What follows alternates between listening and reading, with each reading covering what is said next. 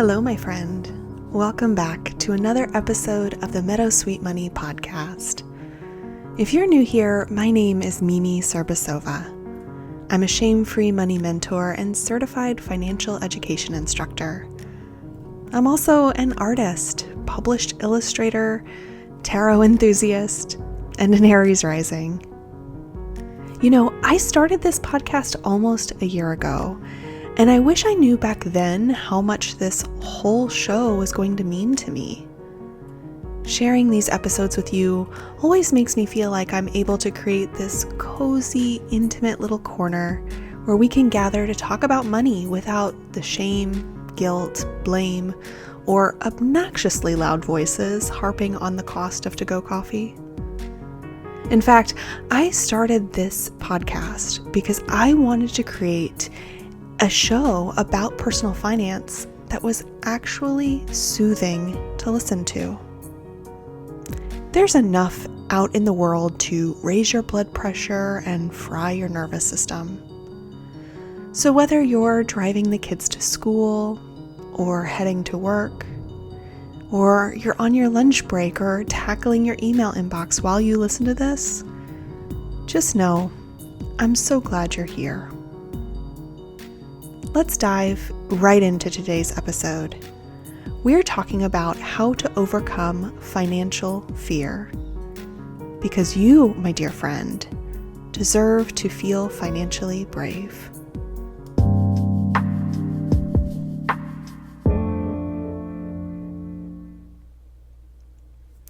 I do want to mention before I dive into the topic of today that you may hear in the background of today's audio a little bit of thunder. If you are hearing it, my sincere apologies. We do have a storm headed our way, but nothing that I'm too concerned about at the moment. All right, I want to share with you this story of a conversation I had with a friend quite some time back. We were FaceTiming each other and we were discussing how frightening and scary it can be to take action on something that she knew was going to make her life a whole lot better. She said to me, I know I need to do this. I need to just make this phone call, but I am terrified. It's like opening a can of biscuits. I know it's going to pop, but I still scream every time. To which I said, well, sure, but in the end, you get to eat some biscuits. And side note here, I know I have listeners that are outside of the United States, so if you're totally confused by what I'm talking about, just do a quick image search for canned biscuits. They're not cookies, they're not, sweet, they're like dinner rolls. Maybe you have something similar, I'm not sure, but it's a total thing here, especially in the South. But anyway, it doesn't matter. What I'm really trying to get at here is that facing our financial fears is scary, even when we know that it's in our best interest in the long run.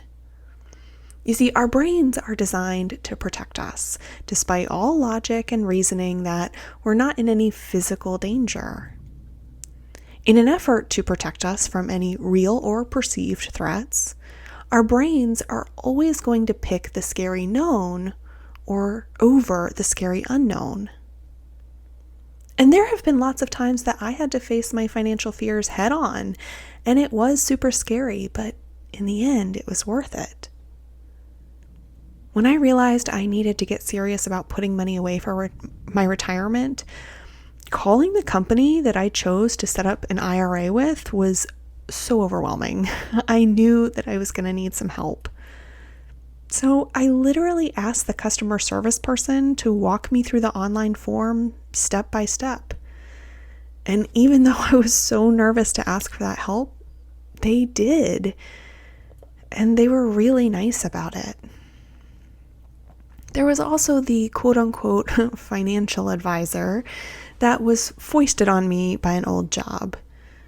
If you're a patron, you've heard this story before, but this guy was at best a slick insurance salesman that leveraged my fears in order to sell me disability insurance when I had no dependents, I was not married yet, and I was making a very piddly amount of money at a nonprofit organization. Was I terrified when I realized I needed to fire that guy and cancel that policy that I had sunk way too much money into? Yeah, I was really scared, but I did it anyway. Admitting to myself that I was in 5 figures of debt after accepting a job at a small nonprofit making only $16 an hour, that was scary too. But it was far scarier to keep moving through life paying way too much money in interest and sticking my head in the sand about it. All of these things were scary in that moment, absolutely. But when I was brave, well, in the end, I got my biscuits. So how can you be more financially brave? Well, first things first, you absolutely must acknowledge your fear. You see, fear has this very real job of protecting you from unsafe situations. But unfortunately, fear in humans has not evolved enough to recognize that it doesn't need to react to an overdraft notification, the same as, well, maybe a rattlesnake in the bushes. Fear is doing its job, but it might be a little misguided sometimes. You can't take action on your fear until you acknowledge that it exists. Carl Jung said something to the effect of, "What you resist persists." And refusing to acknowledge your fear is a form of resistance. Sometimes our brains need a tiny bit of evidence when it comes to moving out of fight or flight to know that we are going to be safe. And a little trick to creating that evidence is remembering all the times you have shown courage in the past. I mean, if you can learn to jump off the big kid diving board at summer camp, I promise you can switch banks. And don't forget that you're not alone. Sometimes talking to a trusted friend, family member, or your therapist, if you have one, can make all the difference. Saying, "I am terrified to call the collections company and ask for a payment plan," can make us realize that things sound a lot scarier in our heads than when we say it out loud. Has that ever happened to you? You're ruminating and stressing about something, and then the moment you hear yourself say it out loud, suddenly it doesn't seem so scary? Yeah, me too. I also find writing things down can really help. What steps do you need to take? What would be the teeniest, tiniest baby step in the right direction? Do you need more information? When can you get this all done? And if you're still immobilized by anxiety, it's a good practice to ask, what's the best thing that could happen? If you struggle with anxiety, you know how our brains can just catastrophize situations. Catastrophizing is when we jump to the worst possible conclusion, often before we have all the facts and the details. So challenge yourself to pause, breathe, and consider the best potential outcome. I'm not telling you to be toxically positive here. What I am saying is that deciding that the only outcome is the worst thing that you can imagine is not only going to keep you stuck, it's stressing your nervous system out. And I promise that's bleeding out into other areas of your life. And when you finally do take action, remember to celebrate, because being brave is hard and you deserve it. When I do hard things, I like to treat myself to something small but special. It might be my favorite kind of chips and salsa, or an evening watching a movie with a big bowl of popcorn, or a mocktail with friends. So I'll leave you with a final question to ponder. What do you need to be financially brave about this week? And what's the best thing that could happen if you do?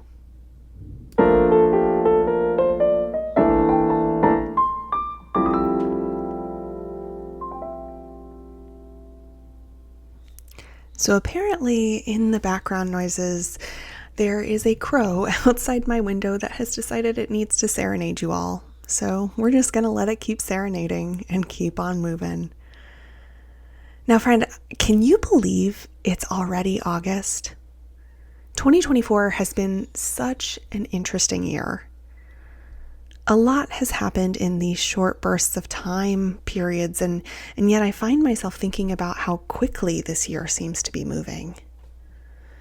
2024 is the first time I've been really closely paying attention to the wheel of the year and observing the changes of the seasons much more closely. August 1st, last week, was Lammas, also known as Lunasa by some, which is the halfway point between the summer solstice and the fall equinox.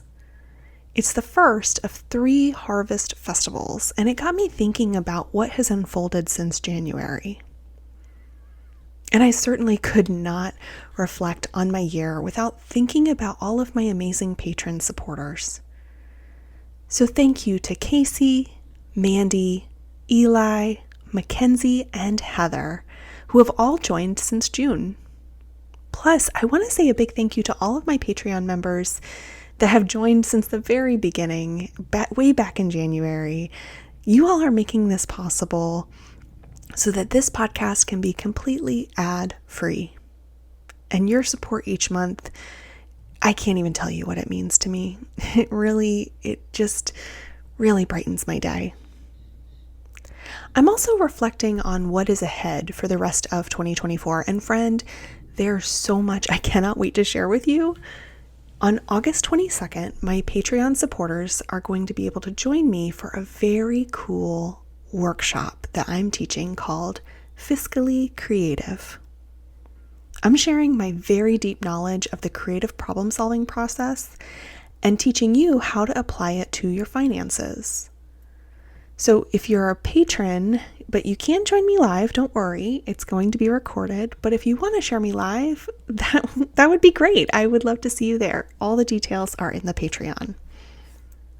I also want to mention that over in the Discord, we are doing a really fun challenge in the month of September to help you make some space for the stuff that you really want by purging the stuff that's no longer serving you.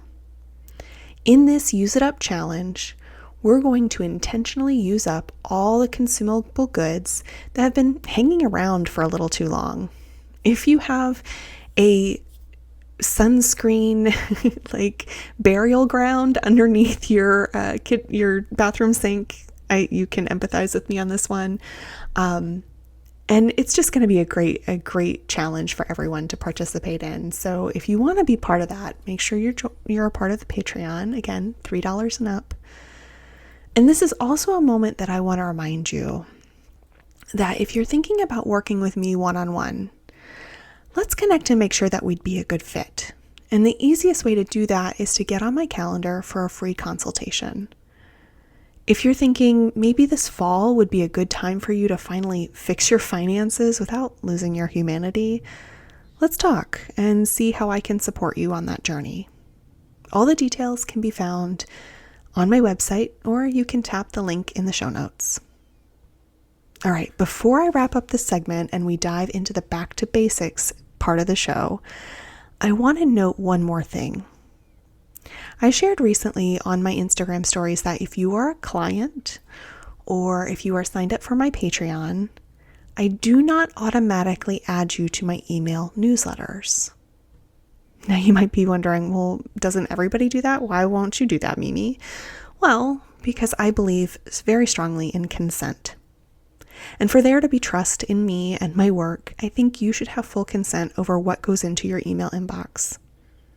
So if you would like to get my twice monthly email newsletters, head on over to substack.meadowsweetmoney.com. Or, of course, use the link in the show notes. I send out a newsletter on the new moon and the full moon, so it's not overwhelming, just 2 newsletters a month.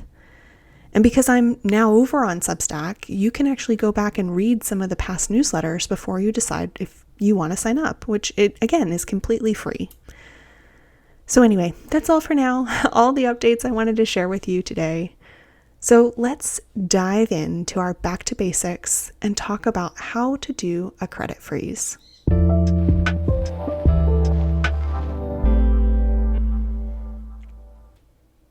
When I was sitting down to write this segment, all I could think about was Dwight Schrute on The Office saying, "Identity theft is not a joke, Jim. Millions of families suffer every year." Is The Office anyone else's comfort show? Anyway, way back in 2018, a federal law was passed that allows you as a consumer to freeze and unfreeze your credit completely for free through the 3 national credit bureaus. And as a reminder, those 3 credit bureaus are Experian, Equifax, and TransUnion. Now, if you're outside of the United States, this might be a little bit different. A credit freeze essentially allows you to put a restriction on your credit report that prevents new credit from being opened in your name. You can kind of think of it like a chastity belt for your financial life. Okay, that's a gross analogy. I'm sorry about that, but I hope it made you giggle. Basically, if you want to start any new line of credit, or if someone else is trying to do so in your name, that action would be blocked. And that can be anything from trying to open a mortgage or open a new credit card to getting a personal loan. I think, and I suspect, that the term credit freeze comes from that really old trope of a person putting their credit card inside a block of ice in order to stop themselves from spending money. There's that scene in the movie Confessions of a Shopaholic where Isla Fisher's character pulls out like this big block of ice from her freezer, and she's using all sorts of methods to try to melt and chip away at the ice in order to get to the credit card. But doing a credit freeze in real life is not nearly as dramatic, and it's not at all about you not spending money. It's really about stopping other people from fraudulently gaining access to your credit. And doing so can be a great way to protect yourself. Now, you do need to contact all 3 credit bureaus that I mentioned. But nowadays, it's a lot easier because you can create a login and manage your credit freeze through their websites. And as an added layer of protection, I do think it's a good idea not to save those logins on your computer. Use either a secured password manager or put those passwords in a document folder that you can keep safe. Now, what if you decide you want to open a line of credit down the road? Maybe you're thinking about sitting down with a mortgage officer and you want to see what your options are for buying a home. Or maybe you need to get a car with some kind of financing option. Don't worry about it. You can temporarily lift these freezes when you need to, usually within an hour of doing so online or over the phone. And you can even specify how long you want that temporary freeze lift to last, just in case it might take a day or 2 for a lender to get their ducks in a row. It's a good idea to use a credit freeze if you are immediately needing any kind of financing, new financing. It's also a good idea if you've been a victim of identity theft in the past, or if your information was part of a data breach, which how many of us are left that haven't experienced that? Setting up my credit freeze for the first time with all 3 credit bureaus took approximately 30 minutes in one afternoon, and I can go back and unfreeze on all 3 sites in about half that time. I'm going to leave a link in the show notes here that gives you a little bit more information on the steps to take to do a credit freeze. But I would really encourage you to consider taking these actions as a way to protect yourself. And while I know it's not always convenient to remember to lift those freezes when you need to, it's far more inconvenient to deal with untangling yourself from identity theft. Anyway, that's today's Back to Basics. If you're a patron, don't forget to check out the Google form and let me know what topics you want to hear about. Until next time, my friend, as I always say, you're doing great, and I'm so proud of you. Thank you for listening to the Meadowsweet Money Podcast, a production of Meadowsweet Money LLC. This podcast is sponsored by my supporters on Patreon. For more details or to become a patron, please visit patreon.com/meadowsweetmoney. If you enjoyed today's episode, please leave a 5-star review on Spotify, Apple Podcasts, or your favorite podcast player. Even better, share this episode with a friend or a coworker. And be sure to hit that follow button so you never miss a single episode. The information and content provided in this podcast is for entertainment and informational purposes only. It should not be considered legal or financial advice. Please consult with an attorney or other professional to determine what may be best for your individual needs. Remember, the point of this podcast is not money. Money is the vehicle for you to live your best life because you deserve it. For more shame-free personal finance content, visit meadowsweetmoney.com. Thanks for listening.